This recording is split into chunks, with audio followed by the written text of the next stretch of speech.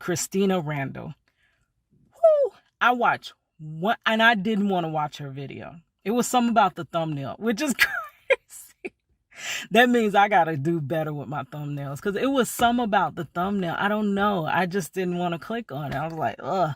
But I clicked one day, watched one of her videos, and I never left. Never left. And it occurred to me that like she was doing so many things, and her stories, the way she tells her.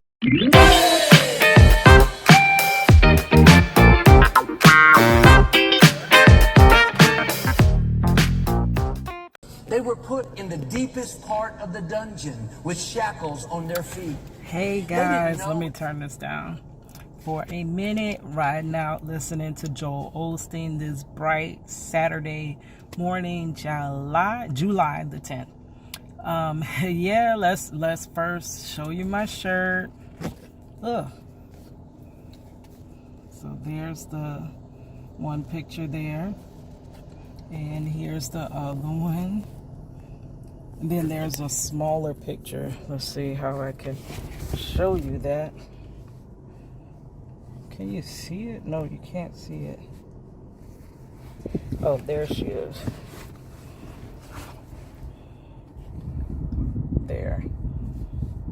At the bottom. Okay. So that picture is of a female rapper, another Orlando female rapper that was out during the time I was out rapping, out and about. Her name was Sky High. Well, her name is Sky High, and she was very positive. She did positive hip hop. I think we did do one little verse together during our career. But anyways, I just wanted to come in, and I guess this is going to be a vlog. Today I am out here, Saturday morning. We are like deep house cleaning, going through things, this and that. So I'll show you a couple of the things that we discovered. You know, when you go deep dark into those deep dark areas of your home that you ain't seen in a minute. I get interrupted every time I get on this camera. It's like they know I'm on the camera, so they interrupt me. But anyways, guys, so let me make this quick, because that phone call is gonna come back again. But I do have a phone interview at 2 o'clock, so I'm a little bit, you know, I don't know what to think. You know, I had to take a little break because my back, and I had issues and this and that. So I'm scared, because I am starting a new journey with my job, and I am gonna hope that I'm in a much decent area. I don't know until I start, but it always scares me, because you know, I get on my jobs or my position and I'll just stay there for years upon years upon years. Hence 12 years at the Super Center, 7 years at the theme park. I don't just change jobs like I change shirts. So a new job for me is very exciting, but scary for me. I do have anxiety, so those things make me anxious, because I don't know. Just not knowing makes you anxious. So I'm just updating you before, so you can get my real reaction before I have my phone interview. And then after I have my phone interview, I will come back and let you know how it went. All right, guys. It's your girl, Cadillac.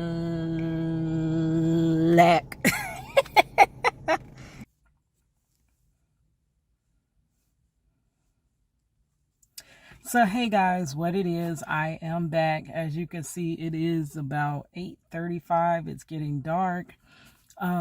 Today was a long day. I did have my phone interview, and I'm going to be working in a restaurant, and I think it's pretty cool. The restaurant is kind of like with the nightlife, whatever. People just going out, having fun, enjoying themselves. So it should be a lot going on around there, I guess, to keep me entertained. And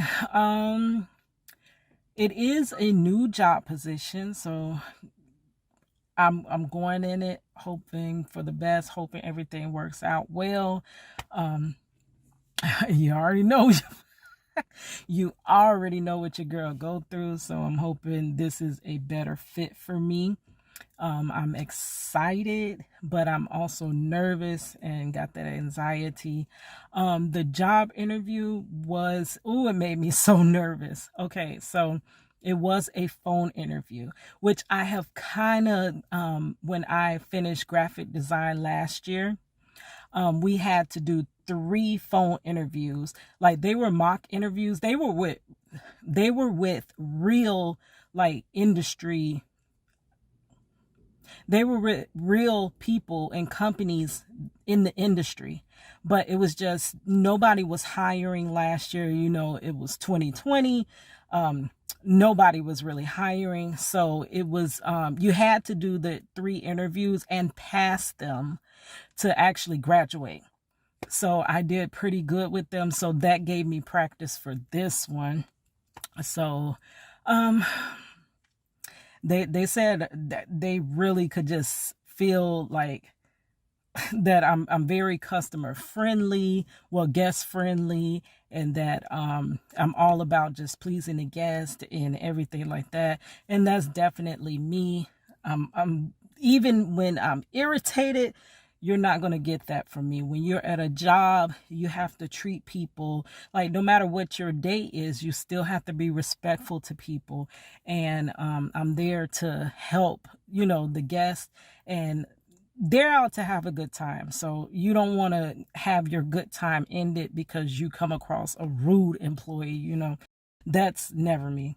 The rude employee, never me. Now, I've had guests go off on me, or customers go off on me, and I'm like, I had that happen actually at Walmart.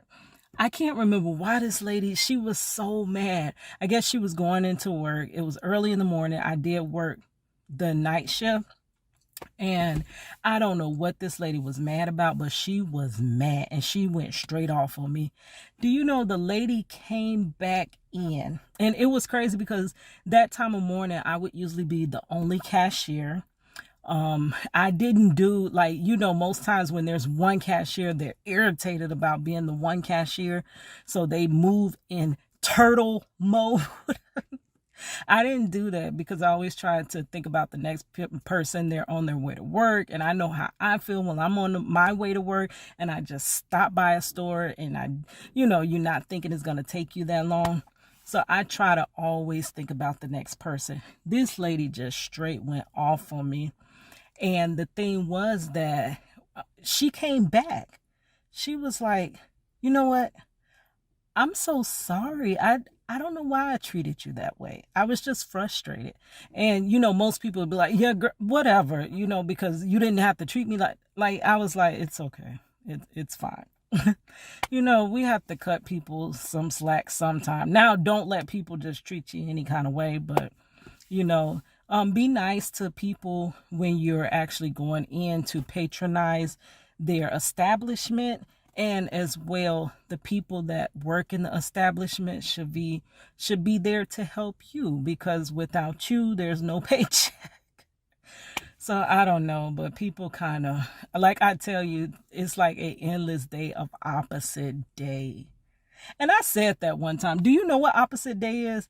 Please tell me in the comment section if you ever played opposite day as a kid, because I asked Marchello, I told Marchello that, and he was like, what is opposite day? I'm like, you don't know what opposite day? SpongeBob knows what opposite day. SpongeBob and Patrick were playing opposite day, but you don't know what it is. So I don't know, maybe that was just us as kids.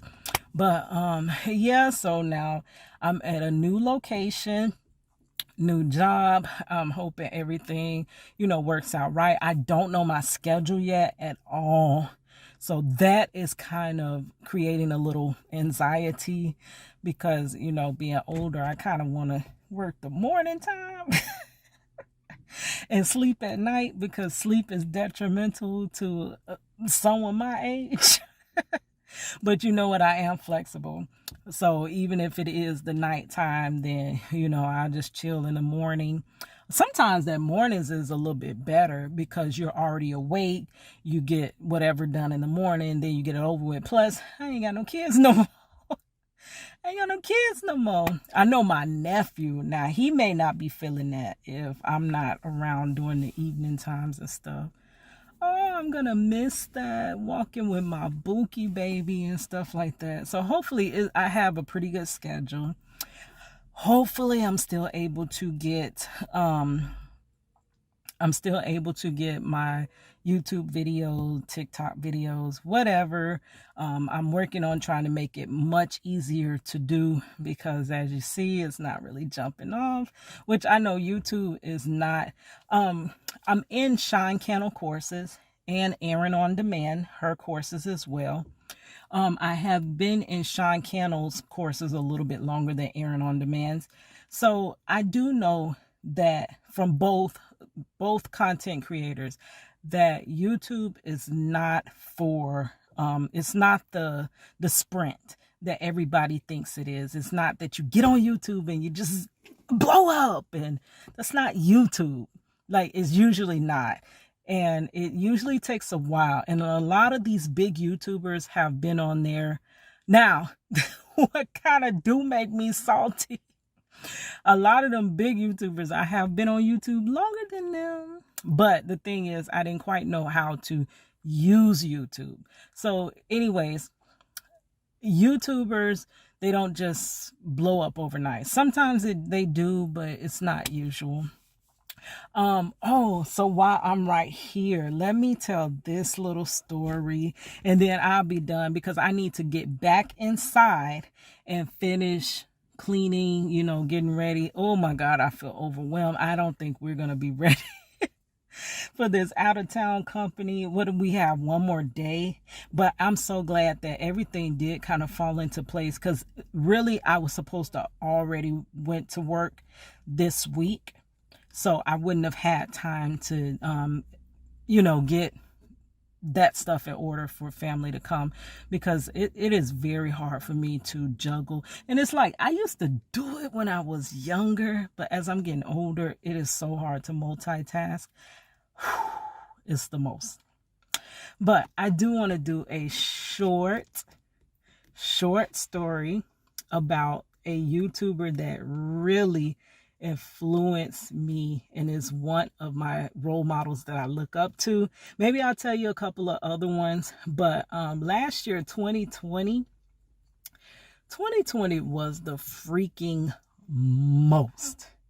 It was way too much going on, and y'all know that. Y'all know that. So the way my 2020 was starting out, it was decent though. I had an internship. I was doing way too much. I was working overnight. And I had an internship that I had to go to during the day. It was, I thought when they hired me that they were going to do like, I think 3 hours a day. And no, it might have been 3 to 5 hours a day for 3 days a week. But what they ended up doing was 3 days, 8 hours. So it was like it was much longer than I thought. So I think Monday, Tuesday, and Thursday, I would go to the internship all morning. From like 8 o'clock, I had to be there listening to my little, what's his name? I did draw him though. I'm gonna pop him up there. But why can't I think of this man's name? Ricky Smiley morning show. Yeah, I'll be riding out listening to the Ricky Smiley morning show, and I will be headed to my internship. Baby, do you not know I will be so sleepy? And it never occurred to me, like, this man did not know that I was sleeping. Like, how could he have not known that I was sleeping? Because I snore, but somehow, I guess magically, I didn't snore. I would be working on stuff and then I would fall asleep. And it was much greater when he put me in my own little office area. So that way, if I snoozed a little bit, and none of this was on purpose, I was just too tired, like way too tired. After I got off the internship, sometimes it was not enough time to go home because the commute home would be about 30 minutes. And I would have to try to get home and then go to work because like by 8 p.m., I would have to head to work. So if I'm getting out of internship about 5:30, by the time I commute home, what is it, like 1 hour before it's time to go to work? So many times I would just head straight to work, catch a nap in the parking lot, which is crazy, but that's how I was getting through. And then when I got off at like 4:30 in the morning, 5-ish in the morning, I would have basically just 2.5 hours before it's time to go back for the next day of internship and work. And I also had class because I still was in school. I still had assignments. So it was a lot going on. I did not know how I was going to make it at all. I really didn't think I was going to make it. It was to the point where I would have to go into the bathroom or whatever and wash up or whatever, freshen up. I would have to freshen up before going from work to school to work. Crazy, like crazy stuff. Catching naps in my car.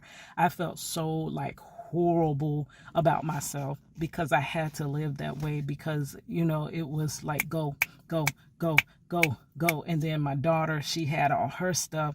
So she was in college and it was a lot. It was a lot. So when the shutdown actually happened, it was like immediately that the internship turned into being work from home remotely. But that got really busy once the shutdown did happen. So I basically was almost done with my hours, but I actually put in more hours because at that time they needed to like jump from being like open for business to online business. So it was a lot of creating flyers and this and this and that.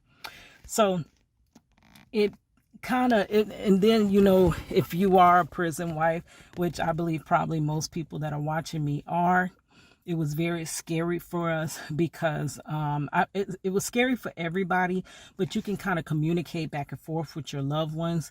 When something like this happens, boom, first thing on visitation. You're not going to see your loved one. Second thing on, boom, phone calls. And it was basically no communication. So you're hearing all this stuff that everything's running rapid in prisons and jails and this and that is chaos. All you could do is think and wonder how your loved one doing. And it was just so crazy. I actually was supposed to start as soon as I finished this internship, I was supposed to start an internship with a certain theme park that I wanted to work at, I always wanted to be in the creative area where you're drawing and making animations and creating this and that. And that's, but to actually start, you had to have like 5 years experience of graphic design. So I was fresh out of school. I don't quite have that 5-year graphic design experience. So my intentions was I'm going to go in on this internship and I'm fin to show out. So I had made my portfolio, everything was set, and boop, that was a no-go. There was no more internship. So I'm thinking, it was so crazy. I barely finished class. You know, I failed that class that I had. Well, I didn't quite fail. What they did was they allowed us to, it was a so-so. I may fail, I might not fail. So rather than take chances, our school extended to us to retake the classes the next semester for free, which I was not feeling that at all, but you know, I might as well. And plus my nephew, he ended up being homeschooled like overnight, and I was the one basically homeschooling him. So I was spending more time with him, you know, getting homework done and this and this and that. So I was so like, So a lot of the time that I was there, like when I did have free time, our daily thing was to watch Steve Urkel. Like we loved to watch Steve Urkel. And then my nephew, he would take like all living day to do homework. I'm like, I know this homework don't take this long. It would be from morning to night. And I'm like, do you realize school gets out at 2 and we're not done? It was an all day thing. So in between that, I would create, and I had my book, my Project Reach the World book. I took all my little crayon drawings and I fixed them all in Photoshop. They looked immaculate. And I released it and I had like 5 likes or something. And I was so freaking irritated because I'm like, my work is good. And it makes you feel so little because you know you have a special gift that you don't see a lot of people with, but it really bothers you when you're not getting the views or likes or anything that other people are getting, and they're not doing nowhere near what you're doing. And I know everybody says, Keita, stay in your lane, just stay in your lane, just stay in your lane. But it's almost like it's very hard to not see out the side of your eye that they're clearly making it and not trying as hard. And, you know, it makes you question yourself. Like, so I remember going around the block. I was so angry. I'm just walking. And I'm irritated. I'm like, I'm tired of creating stuff, putting it out there. Don't nobody like it. Don't nobody share it. Don't, like, if people would like and share, do you know I would get out of your hair? I would leave you alone. I wouldn't ask you to, oh, wait, hold on. Please like right now. If you hadn't liked, go ahead and like. But I wouldn't be begging you like if it would just happen. And it's not like my stuff is that bad. It's not that bad. So I'm walking, and I come across, I said, okay, I'm going to try. It hit my head to try one more time. Oh, let me show you my journal entries because I was keeping journals of my progress.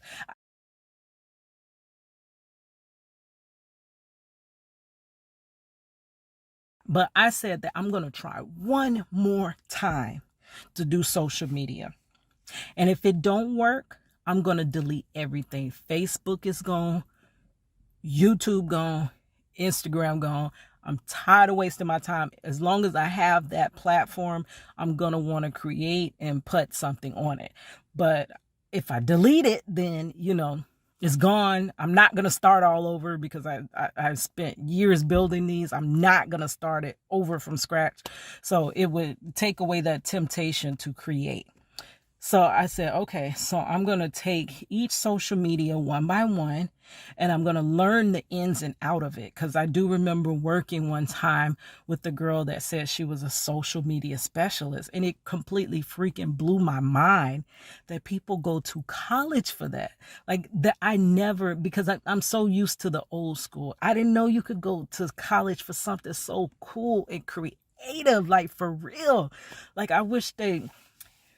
Like if I was in a different time, but I know I'm in the time I'm supposed to be, but say I was in a different time before my whole body got like messed up, I could have really did something within this day and age.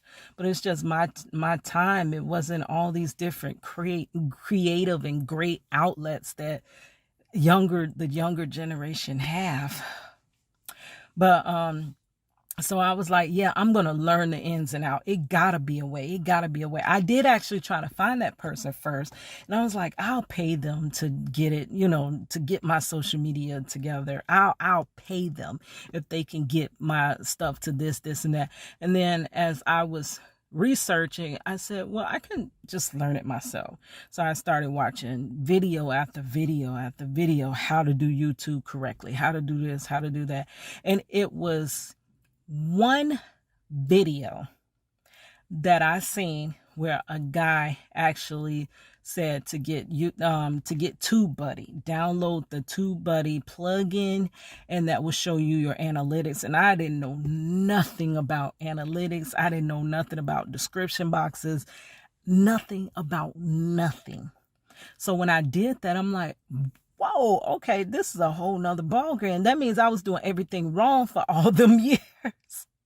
I didn't know about algorithms, this, and that. So I kind of had a clue about it because I knew I had all these Facebook friends, but I knew I would never see, like, I would think they just wouldn't be on Facebook.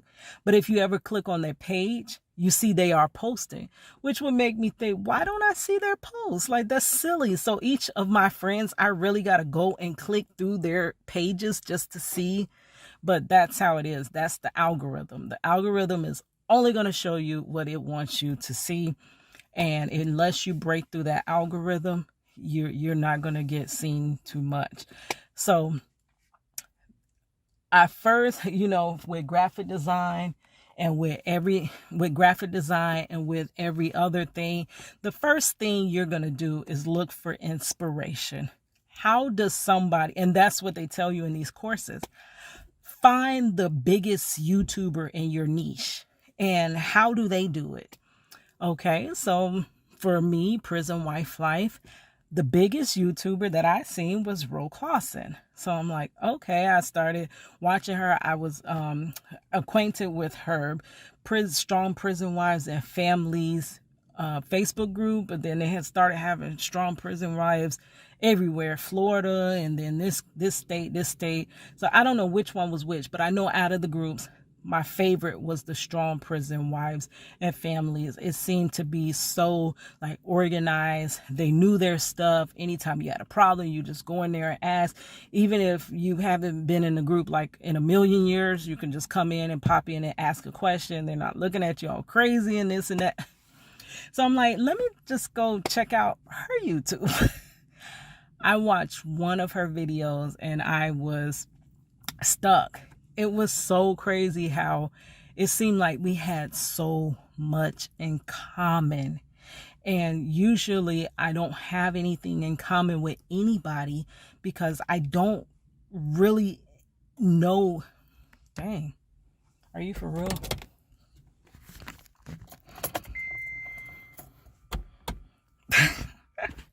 I don't really know anybody that's like on this journey like that. I mean, I met a couple of people along the way, but nobody that I just hang with that is like that, So by her sharing her life through the computer, I found there was so much I could relate to. So I took notes. I would watch her videos and note after note after note, do this, do that. Ooh, homegirl got so much knowledge, so much resources. She is straight on point. She's going to give you the real. And I just watch video after video after video. So with my learning the YouTube, I seen her. So the algorithm, right after watching her, it started showing me some of Jessica Kids. And then it showed me CHRISTINA RANDALL. Woo! I watched one, and I didn't want to watch her video. It was something about the thumbnail, which is crazy. That means I got to do better with my thumbnails because it was some about the thumbnail. I don't know. I just didn't want to click on it. I was like, ugh. But I clicked one day, watched one of her videos, and I never left. Never left. And it occurred to me that, like she was doing so many things and her stories, the way she tells her stories and the way it started out, she just seems like somebody, like somebody you can meet around the neighborhood, and she comes from this and that. So the story that really resonated with me about CHRISTINA RANDALL was one that she was telling about how she got out of prison, and she did do 3 years in prison. When she got out, she did have a job, and she was going up for a promotion. And when she went up for the promotion, she said that on her application, they asked her, has she ever been convicted? And she said, we'll talk about it in the interview. So as she goes up to she said they never talked about it. They never said anything else. So she started, she worked, she was doing good, and she was up for a promotion. But when the manager seen that she had a conviction, he was like, I never would have hired you had I knew, you were convicted. No, I wouldn't have hired you. So she got fired. Instead of her moving up, she's like moving down. Now you can see where very similar. I'm sure something similar like that would happen to me. Like it does happen to me. So now I'm relating to her. And so then this is where it really got really personal, because she said she went to like a warehouse or something. I did know that she mentioned Publix warehouse, but I'm not sure if that's the same one that she was at, that she ended up getting hurt.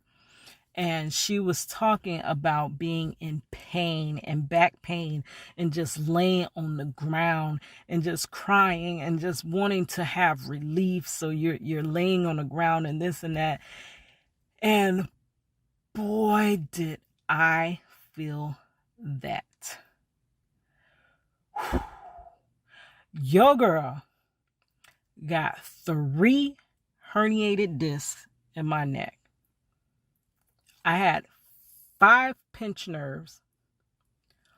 Arthritis set in my neck. Because of it, I have TMJ in my jaw. I have a slip disc in my lower back at the very the lowest vertebrae. It causes me to have sciatica.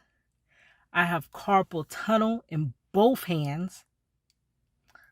And whew, you talking about some pain. Girl, it's like, what type of pain? Is this pain I can ignore? Because every day is pain. Is this pain I can work through? Is this pain I can get through? Or is this pain that just got me on this floor? Like, whoa, boy, did I feel her. And for one time, I actually heard another person speak about their back pain and describe it exactly how I feel it. It does make you, it puts you through a thing. And if you haven't experienced that pain, you probably don't understand like what it is, because it's hard to explain pain because there's different levels of pain. I have pain right now, but you see, I'm clearly talking to you. But there's that pain that you can't talk through. You can't nothing through it. You can't work through it. You can't. So I've experienced that pain. And when she relayed that, and she was saying that her husband was like, you got to stop working. So now I'm like, this is really like the mirror image of my life, except for my husband. He's not here. he's gone. So her husband's like, you got to stop working. And she's like, no, but I'm the breadwinner. I'm the breadwinner. Like, for real? Like, we're twins. So, and she's from Florida. So I'm like, this is like my long lost twin or whatever. So she stops working and she's at home. She says she never have really watched YouTube at all. And one day she turned on YouTube and she started watching it. And she seen all these people telling their life stories and this and that. And she was like, whoa, I got a story to tell. So I'm going to tell it. And when she told that story, she said that she would put video out. It wasn't no thing, barely a few likes, just like me, just like your girl. Check out that. See, check it out. See, not that many likes, barely any views. But she was saying that she went through the same thing, like barely anything. And she says one day, the algorithm picked up one of her videos and her life changed ever since. And that is so inspiring to me, because that's what I'm waiting for. I'm waiting on that one video to get picked up by the algorithm. Baby. That could mean that my husband could be coming home. That could mean that I could afford the legal representation that we needed from day one. That could mean that I could spend my days creating YouTube that doesn't hurt me, doesn't leave me in pain. Like I can make my living off of more of my talents than off of my back. And boy, I just pressed towards that day, and I thank her for being inspiration. Christina, thank you. Thank you, Clausen, for being inspiration. I'll do her in another video because of her story. Woo, baby. But both very much inspired me. So I was like watching their videos back to back to back, and then still learning YouTube and this and that. I am gonna do Project Reach the World via the internet now. So the next person, I already did Clausen's, so I'm going to show you that. Yeah, I painted hers. That was Project Reach the World. So just like that, I'm going to do Christina Randall now. So my hopes and thoughts is that as I'm painting her picture and you see the progress, that I'm just going to post it and you just see it as it progresses. And then I'll make a video just like this one with Christina Randall's.